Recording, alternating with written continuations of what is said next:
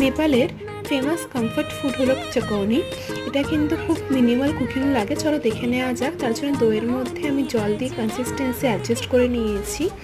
মিক্সচারটার মধ্যে আমি লাল লঙ্কার গুঁড়ো, আমচুর পাউডার, লবণ, একটু পেঁয়াজ কুচি দিয়ে আমি মিশিয়ে নেব। তারপরে সিদ্ধ করে কেটে রাখা আলু আমি একটু ভেজে নিয়েছি, তোমরা কিন্তু সিদ্ধ করে কেটে দিয়ে দিতে পারো, তাতেও কিন্তু ভালো লাগে। আমি অল্প ভেজে নিয়েছি, ওর মধ্যে দিয়ে মিশিয়ে নেব। এরপরে আমি একটা তড়কা রেডি করে নেব।